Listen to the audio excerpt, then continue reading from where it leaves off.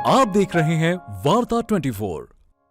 दिन गुरुवार और जगह दिल्ली का आनंद विहार रेलवे स्टेशन।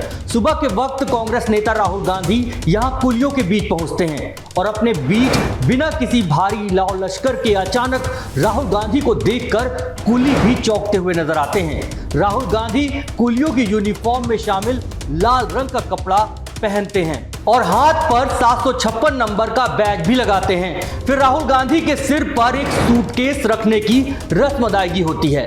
साथ ही जारी रहता है फोटो सेशन का दौर और देखते ही देखते देश की मीडिया के साथ ही सोशल मीडिया पर छा जाती हैं ये तस्वीरें। इस बीच कांग्रेस भी सोशल मीडिया पर राहुल गांधी को घोषित कर देती है जननायक। नमस्कार, आप देख रहे हैं वार्ता 24 और आपके साथ मैं हूं संदीप श्रीवास्तव। वो सियासी परिवार से हैं, वो लोकप्रिय नेता कहे जाते हैं, वो संसद में जनता के प्रतिनिधि हैं, वो हर मुद्दे पर सत्ता पक्ष को घेर सकते हैं।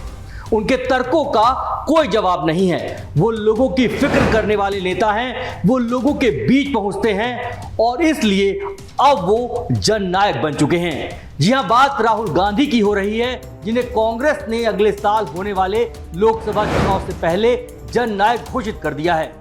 लेकिन ये कितना सही है और क्यों कहा गया, इसका जवाब इस वीडियो में समझने की कोशिश करते हैं। कांग्रेस, जिसकी स्थापना 18 दिसंबर 1885 को हुई और जिसके वर्तमान अध्यक्ष मल्लिकार्जुन खड़गे हैं, इस पार्टी की देश में अब तक सबसे ज्यादा वक्त तक सरकार रही है। उसके नेता राहुल गांधी अब अपने कुली अवतार में नजर आए हैं। आखिर क्यों, क्या जरूरत पड़ी, यह सवाल अहम है। कांग्रेस, जो बीजेपी को जुमले, सिर्फ दिखावे करने वाली और प्रचार के बलबूते खड़ी करने वाली पार्टी बताती है, लेकिन क्या कांग्रेस खुद ऐसा नहीं करती? इसका जवाब तो आज का ये वीडियो भी दे रहा है। क्या ये कांग्रेस का पब्लिसिटी स्टंट नहीं है? क्या इसमें टारगेट वोटर पर फोकस का संदेश नहीं है? क्या इस वीडियो में पूरी नाटकीयता नजर नहीं आती? क्या इस तरीके से कांग्रेस और विपक्षी गठबंधन यानी INDIA जीत लेगा 2024 का लोकसभा चुनाव? इस वक्त विपक्षी गठबंधन से जुड़े कई बड़े सवालों के साथ ही कांग्रेस की राजनीति के इस तरीके पर भी क्वेश्चन मार्क है। क्या गंभीर मुद्दों पर सरकार से सवाल करने और उसे घेरने की बजाय इस तरह से स्टंट करने से ही चल सकता है कांग्रेस का काम? पीएम मोदी खुद को चाय वाला बताते रहे हैं और कई वर्गों को खुद से जोड़ने की बात करते रहे हैं, लेकिन क्या भारत जोड़ो यात्रा, सब्जी बेचने वालों के बीच पहुंचने और इस तरह की कई पब्लिसिटी स्टंट करने से राहुल गांधी की छवि में बदलाव आया है? क्या कुली बनने की एक्टिंग, ट्रक ड्राइवर होने की एक्टिंग, खेतों में धान की रोपाई करने की एक्टिंग और बाइक मैकेनिक की एक्टिंग से देश की जनता उन्हें सीरियस नेता के तौर पर समझने लगी है?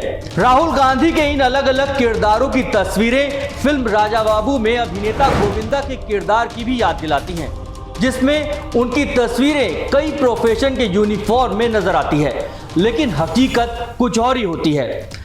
जाहिर है, यहां राहुल गांधी की मंशा विशुद्ध राजनीति की है। कुली वर्ग को यहां टारगेट वोटर के तौर पर साधने की कोशिश है।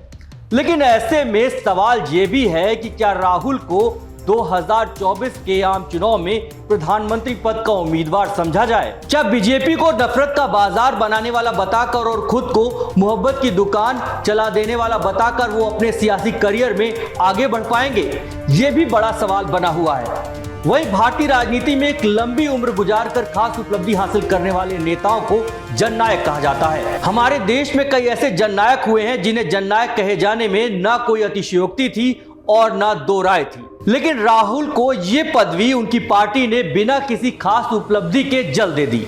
क्या इस पदवी के साथ ही कांग्रेस की मंशा राहुल गांधी को प्रधानमंत्री पद के दावेदार के तौर पर प्रोजेक्ट करने की है? अगर हां, तो क्या इस पर उनका गठबंधन INDIA भी अपनी सहमति देगा? राहुल गांधी को जननायक बताकर कांग्रेस को फायदा मिलेगा या होगा नुकसान? इन सवालों का जवाब जल्द हम सभी के सामने होगा। आप देख रहे हैं वार्ता 24।